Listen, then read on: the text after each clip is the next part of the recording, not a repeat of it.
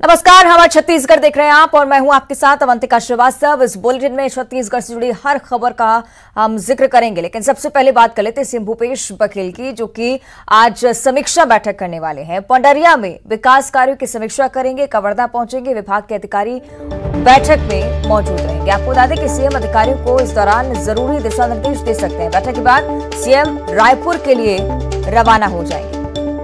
CM Bhupesh Baghel फिलहाल कवर्धा में एक और महत्वपूर्ण बैठक अधिकारियों के साथ पंडरिया में विकास कार्यों की समीक्षा करने जा रहे हैं सीएम भूपेश बघेल। साथ ही अधिकारियों को जरूरी दिशा निर्देश भी इस बैठक के दौरान दिए जा सकते हैं। तो बैठक के बाद सीएम भूपेश बघेल वापस रायपुर के लिए रवाना हो जाएंगे। तो बीते दिनों भी जन चौपाल सीएम भूपेश बघेल का भेंट मुलाकात कार्यक्रम देखने को मिला और आज पंडरिया में विकास कार्यों की समीक्षा करेंगे सीएम भूपेश बघेल। विभाग के अधिकारी बैठक में मौजूद रहेंगे और जरूरी दिशा निर्देश सीएम की तरफ से। आगे बढ़ते हैं, रायपुर से बड़ी खबर है। रोड सेफ्टी वर्ल्ड सीरीज का फाइनल मुकाबला आज खेला जाना है। रायपुर के अंतर्राष्ट्रीय क्रिकेट स्टेडियम में मुकाबला होगा और खुद सीएम भूपेश बघेल ये मैच देखने पहुंचेंगे। श्रीलंका वर्सेस इंडिया लीडर्स के बीच ये महामुकाबला, फाइनल मुकाबला, और सीएम भूपेश बघेल भी इस दौरान पहुंचेंगे स्टेडियम में। श्रीलंका वर्सेस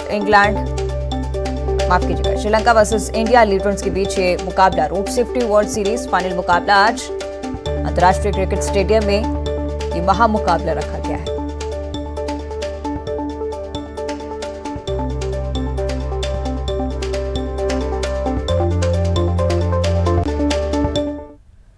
उधर बस्तर संभाग प्रभारी और राजनांदगांव सांसद संतोष पांडे एक दिवसीय दौरे पर बीजापुर पहुंचे, जहां उन्होंने संगठन की मजबूती और पार्टी की गतिविधियों पर बीजेपी नेताओं और पदाधिकारियों के साथ चर्चा की है। बीजापुर के सर्किट हाउस में पत्रकारों से बात करते हुए उन्होंने कहा कि पीएम मोदी की योजनाओं को वो धरातल तक पहुंचाने का काम कर रहे हैं। मैं बीजापुर आज आया हूं और रात्रि निवास सुकमा में है। कल वहां बैठक होगी, कोंडागांव जाऊंगा, नारायणपुर जाऊंगा, साथ ही कांकेर के साथ 2 तारीख को समाप्त होगा। ये 4 दिवसीय जो प्रवास है बस्तर संभाग का पूर्ण होगा।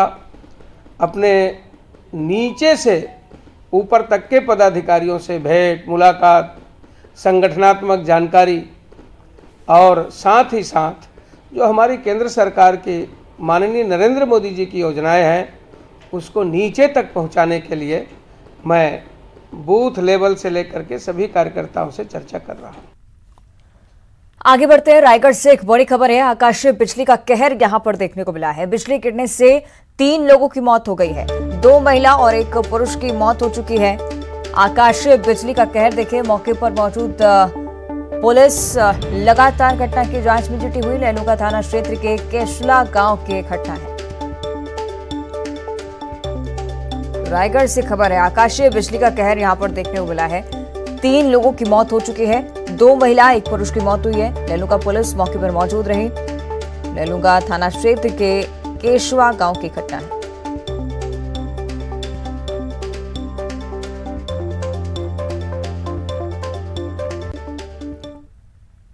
आगे बढ़ते हैं, रुक करेंगे रायपुर की ओर। चाइल्ड पोर्नोग्राफी के मामले में एक बड़ी कार्रवाई की गई है। चाइल्ड पोर्नोग्राफी के मामले में 9 आरोपियों को गिरफ्तार किया गया है। आपको बता दें कि 3 नाबालिग सहित 9 आरोपी अब पुलिस की गिरफ्त में हैं।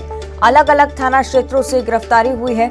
चाइल्ड पोर्नोग्राफी का ये मामला, इसमें लगातार कार्रवाई का दौर जारी है और अब 9 आरोपियों को गिरफ्तार किया गया है। 3 नाबालिग इन 9 आरोपियों में शामिल हैं, जो कि अब पुलिस की गिरफ्त में। अलग अलग थाना क्षेत्रों से गिरफ्तारी हुई है।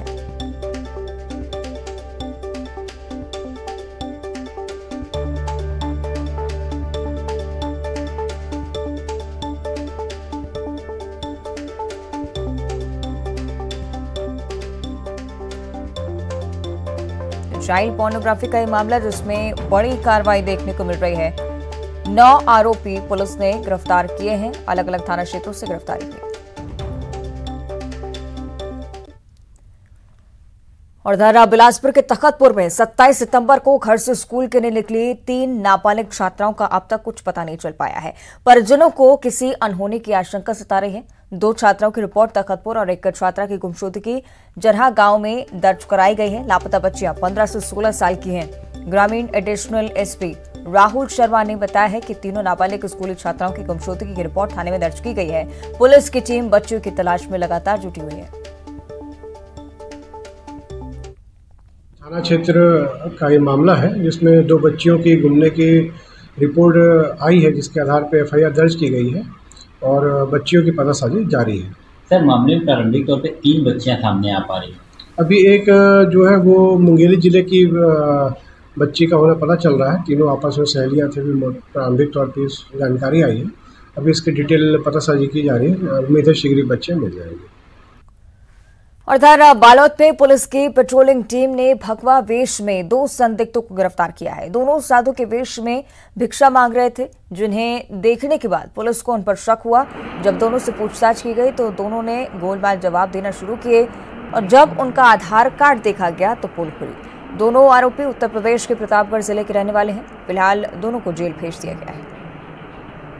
गुरूर में कल शाम को बस स्टैंड के पास 2 व्यक्ति मिले थे जो कि गिरुआ वस्त्र धारण किए थे और उनसे पूछताछ की गई।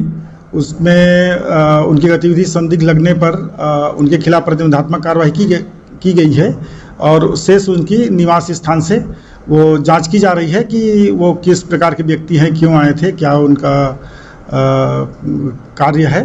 तो इसकी जांच उनके निवास स्थान से की जा रही है। आगे बढ़ते हैं। गुरेला पिंडरा मरवाही पुलिस ने कार लूट और फिर चालक की हत्या मामले का खुलासा कर दिया है। मामले में 5 आरोपी गिरफ्तार किए गए हैं। सभी आरोपी एमपी के अलग अलग जिले के रहने वाले बताए जा रहे हैं। गुरेला के गिरवर गांव निवासी नंदू काशीपुरी कार लेकर 4 सितंबर को निकला था, जिसके बाद से लापता बताया जा रहा था। 9 सितंबर को एमपी के बिजुरी थाना इलाके में उसकी लाश बरामद की गई थी। पुलिस ने बताया है कि मास्टरमाइंड ब्रह्माशंकर सोनी ने कार बुकिंग के बाद उसे लूटने का प्लान बनाया था और रास्ते में ड्राइवर की हत्या कर दी थी।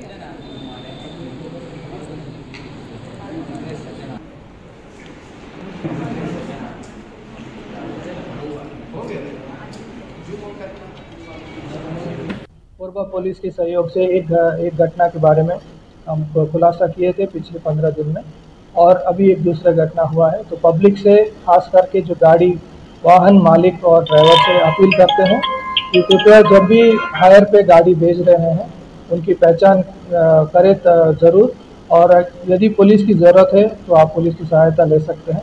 लेकिन इस घटना को इस तरह की घटना को रोकने के लिए स्वयं सावधानी बरतने की बहुत ज़रूरत है। आगे बढ़ते बात करेंगे मुंगेली की सोनरापारा में एक ज्वेलर्स के घर को चोरों ने निशाना बनाया है। पीड़ित धनंजय सोनी ने बताया कि 10 लाख रुपए कैश के साथ लाखों गहने की चोरी हुई है। साथ ही चोरी के बाद जवाहरात को बोरी में भरकर ले जाते हुए चोर सीसीटीवी के कैमरे में भी कैद हुए हैं।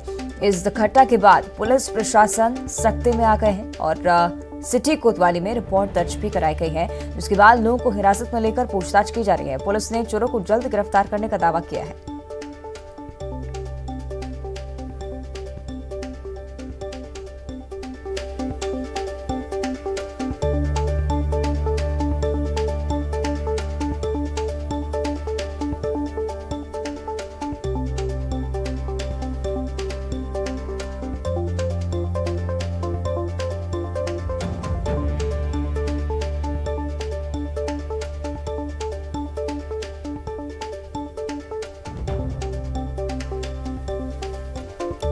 तो सीसीटीवी में ये तस्वीरें कैद हुई हैं। चोर इन तस्वीरों में साफ नजर आ रहा है। बोरी में भरकर कैश साथ ही ज्वेलरी भी चोर ले गए।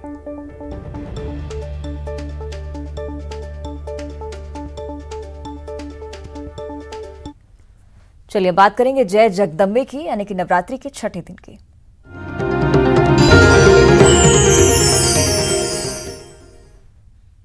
तो शारदीय नवरात्र का छठा दिन है और आज मां कात्यायनी की पूजा की जा रही है।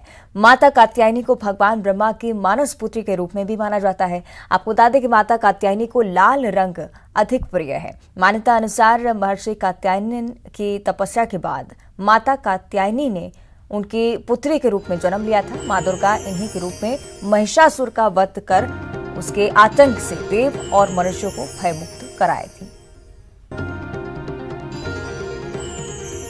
नवरात्रि का छठा दिन आज और देखिए मंदिरों में भी श्रद्धालुओं की भीड़। और कोंडागांव में भी नवरात्रि की धूम देखने को मिल रही है। नवरात्रि का 6वां दिन आज है, इसलिए ग्राम देवी शीतला मंदिर में श्रद्धालुओं की भीड़ उमड़ आई है। माता मंदिरों में मनोकामना ज्योत जलाई जा रही है, श्रद्धालुओं की भीड़ उमड़ रही है। साथ ही सुख समृद्धि की कामना यहाँ पर श्रद्धालु कर रहे हैं, आशीर्वाद मांग रहे हैं। तो कोंडागांव से तस्वीरें सामने आई हैं। नवरात्रि का 6वां दिन, देखिए किस तरह से ज्योत जलाकर मां की आराधना, साथ ही अपनी कामना लिए भक्त मंदिरों में पहुंच रहे हैं। सीधी तस्वीरें आपको अब हम कोंडागांव से दिखाएंगे। सहयोगी विवेक श्रीवास्तव कोंडागांव से लाइव हमारे साथ जुड़ रहे हैं। विवेक, क्या कुछ स्थिति वहां, किस तरह से श्रद्धालु पहुंच रहे हैं और किस तरह का दृश्य मंदिर में?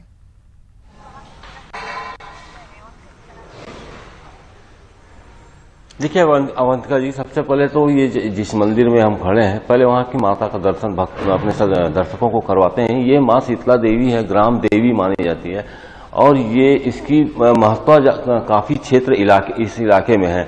यहाँ पर इस देवी की पूजा सबसे पहले होती है नवरात्र में। सबसे पहला ज्योत यहीं पर जलता है, उसके बाद बाकी जगह जलता है। ये राजतंत्र के समय से इस ग्राम देवी की मानता है। और आपको बता दूं कि ये जो है मंदिर परिसर अभी बड़ा विशाल रूप दिख रहा है, लेकिन ये एक समय बहुत छोटे से झोपड़े में हुआ करता था और उस समय इस देवी का नाम ढाबा गोसिन देवी नाम था, क्योंकि एक छोटे से झोपड़े में मंदिर को रखा गया था। तो ये मंदिर है, अभी यहाँ पे भक्तों का जो श्रद्धालु हैं उनके आने का सिलसिला चल रहा है।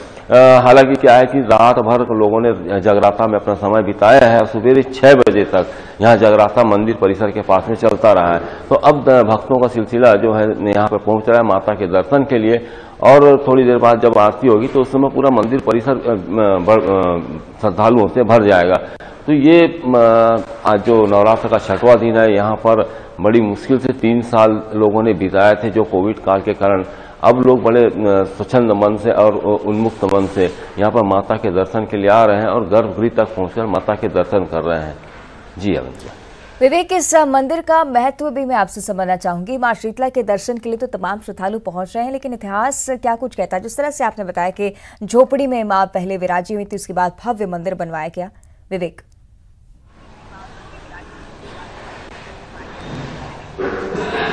जी हाँ जी, हर गांव में एक शीतला माता होती है, वैसे यहाँ पर भी ये शीतला देवी है जिसको ग्राम देवी कहा जाता है। और यहाँ पर कोई भी यदि किसी भी प्रकार का आयोजन होगा तो सबसे पहले इस मंदिर से शुरुआत होती है, यहाँ पर पूजा होती है, उसके बाद ही किसी और जगह पर पूजा की जाती है। जिस तरीके से नवरात्र है, चाहे जैसे अभी शारदीय नवरात्र की बात करें या गर्मी में जो ज्येष्ठ नवरात्र पड़ता है उस समय भी यहाँ पर सबसे पहले ज्योत यहाँ पर जलता है, माता के सामने जलता है। आप देखिएगा ठीक माता के सामने अभी तो श्रद्धालु खड़े हैं यहाँ पर माता के सामने। सबसे पहली ज्योत यहाँ पर जलेगी, उसके बाद ज्योति कलश में ज्योत की स्थापना होती है और घट बैठाए जाते हैं और इसके बाद ही बाकी जगहों पर ज्योत जलाए जाते हैं। तो इस मंदिर के महत्व काफी है।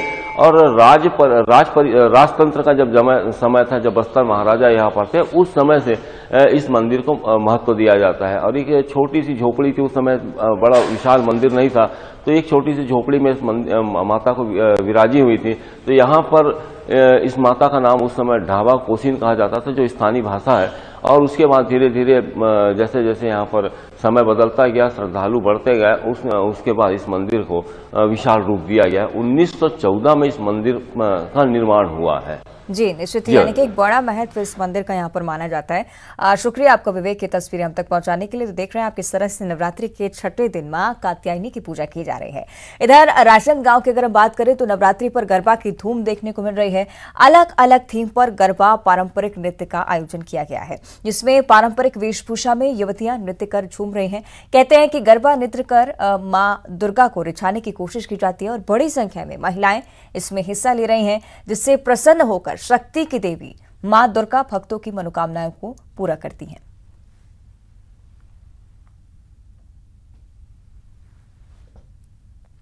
हम लोगों का लायंस क्लब राजनांदगांव सिटी का गरबा ये 20वें साल में प्रवेश कर रहा है और लगातार हर साल इस गरबे में हम लोग ने कुछ ना कुछ नया किया है और हमारे को राजनांदगांव की जनता का बहुत समर्थन मिला है और लोग बहुत खुश होते हैं गरबा के कार्यक्रम में आके। और अभी भी आप लोग देख रहे हैं कि रिमझिम हल्की हल्की बारिश हो रही है, फिर भी लोग पूरा आनंद ले रहे हैं। और मैं सभी लोगों से दुआ करता हूं कि आप लोग और आएँ ज़्यादा से ज़्यादा, और हमारे इस क्लब के जो कि निःशुल्क कार्यक्रम है इसमें सब लोग अपना योगदान दें, आएँ और माता रानी के इस पर्व को। तो देश भर में नवरात्रि की धूम है और एक से बढ़कर एक मनमोहक और भव्य पंडाल माता के लिए बनवाए गए हैं, जिनमें देवी विराजमान हो रही हैं। और एक तरफ जहां देवी की भक्ति और पूजा अर्चना में श्रद्धालु मशगूल हैं, तो वहीं दूसरी तरफ भिलाई के लाल मैदान में नशा मुक्ति अभियान के तहत पंडाल तैयार किया गया है। इस पंडाल को बनाने में करीब 23,000 बोतलें और 1 लाख से अधिक पाउच का इस्तेमाल किया गया है। तस्वीरें आपकी टीवी स्क्रीन पर, दुर्ग से ये तस्वीरें सामने हैं भव्य पंडाल माता रानी का। नशा नाश की जड़ होता है और शासन प्रशासन लोगों को नशा छोड़ने के लिए जागरूक कर रहे हैं। नवरात्रि जब चल रही है तब पंडालों के माध्यम से भी समितियां जो है लोगों को जागरूक करने का प्रयास कर रही हैं। मैं आपको दिखाना चाहूँगा भिलाई का सबसे अनोखा, सबसे बड़ा पंडाल लाल मैदान दुर्गोत्सव समिति का ये पंडाल है, जहाँ पर आप देख सकते हैं कि कितनी खूबसूरती के साथ में नशा मुक्ति के लिए लोगों को प्रेरित किया जा रहा है, जागरूक किया जा रहा है। समिति के लोग हमारे साथ में हैं, उनसे बातचीत करेंगे। कितना खास है, क्या क्या खास बात है? खास ये है भाई साहब कि देश में जिस प्रकार से नशा बढ़ रहा है, खास करके युवा वर्ग में नशे की जो प्रवृत्ति बढ़ रही है, उसको ध्यान में रखते हुए समाज को एक संदेश देने के लिए हमने एक नशा मुक्ति का अभियान हाथ में लिया। और आप देख रहे हैं कि नशा से संबंधित जितनी वस्तुएं हैं उनसे इस पंडाल का निर्माण किया गया है। इन नशीली वस्तुओं के सेवन से जो इसके दुष्परिणाम हैं वो आपको अंदर झांकी के माध्यम से दिखाया जा रहा है। अंदर आप जाएंगे, झांकी देखेंगे, माँ भगवती के दर्शन करेंगे।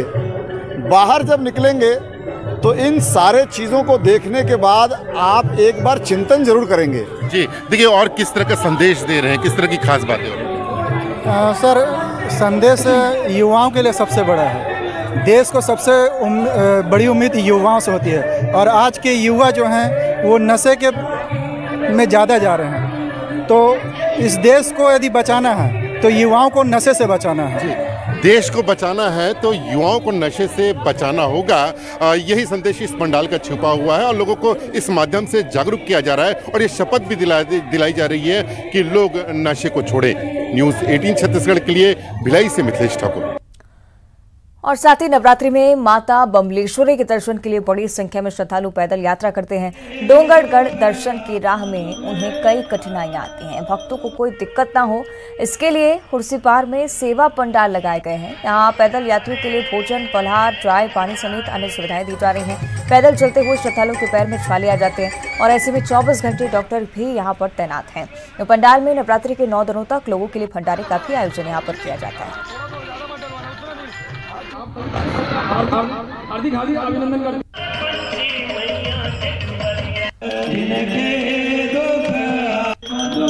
बेस्ट पंडाल है भैया, ये अच्छा पंडाल, मस्त, अच्छा लगा, व्यवस्था सब अच्छा है, बढ़िया, बेस्ट एकदम।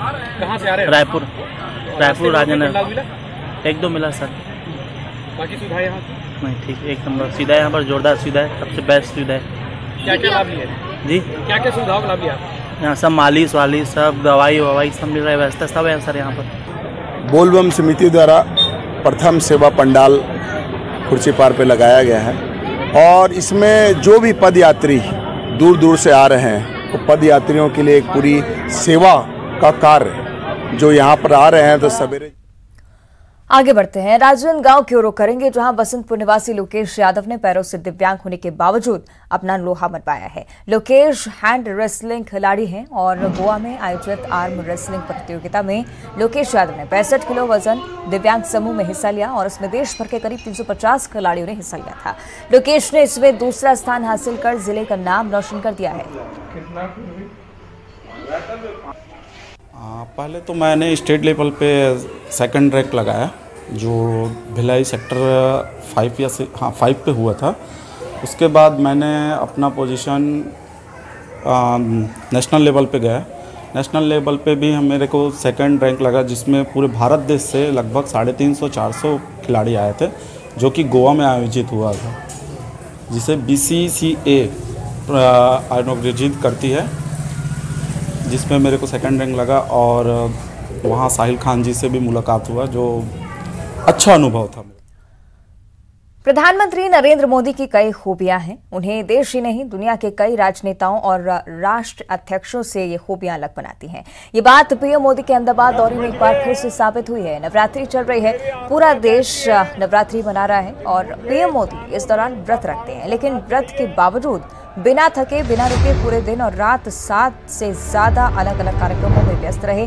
वंदे भारत एक्सप्रेस को हरी झंडी दिखाई, अहमदाबाद मेट्रो का उद्घाटन करने के बाद उसमें सफर किया, अहमदाबाद में जनसभा को संबोधित किया, अंबाजी में रोड शो किया, अंबाजी मंदिर में पूजा अर्चना की, गब्बर तीर्थ में आरती के साथ ही आखिरी कार्यक्रम में वादे के मुताबिक आबू रोड पे पहुंचे। पीएम को सुनने के लिए अपार जनसमूह यहां पर मौजूद था, लेकिन नियमों का पालन करते हुए पीएम ने बिना माइक के लोगों को संबोधित किया और लोगों से देरी से पहुंचने के लिए क्षमा भी मांगी। अगली बार आने के वादे के साथ मंच से विदा हुई, कहा अगली बार जरूर आऊंगा, साथ ही आपका प्यार ब्याज के साथ चुकता करूंगा। नवरात्रि में यह अवसर लोगों को नहीं दिया गया है। अब मुझे पहुंचने में देर हो गई, अब 10 बज गए हैं, तो मेरी आत्मा कहती है कि मुझे कानून नियम का पालन करना चाहिए और इसलिए मैं आप सबकी क्षमा मांगता हूं, लेकिन मैं आपको विश्वास दिलाता हूं कि मैं दोबारा यहां फिर से आऊंगा और आपका ये जो प्यार है उसे मैं ब्याज समेत चुकता करूंगा।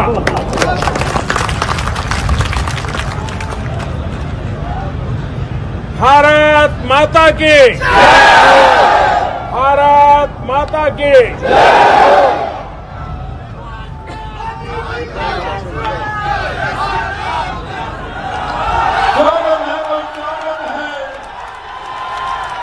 स्वागत है भाई, स्वागत है, स्वागत है भाई, स्वागत है, स्वागत है भाई, स्वागत है, स्वागत है भाई, स्वागत। तो नवरात्रि का पर्व देश के हर राज्य में मनाया जाता है, लेकिन इस पर्व को लेकर जो रौनक और उल्लास गुजरात में नजर आ रहा है वो कहीं नहीं देखते बनता। 9 दिन तक यहाँ गरबे का खास आयोजन और इस खास दिनों में आप गुजरात को रोशनी से नहाते और बेहतरीन तरीके से सजा हुआ देख सकते हैं। तस्वीरें गुजरात की।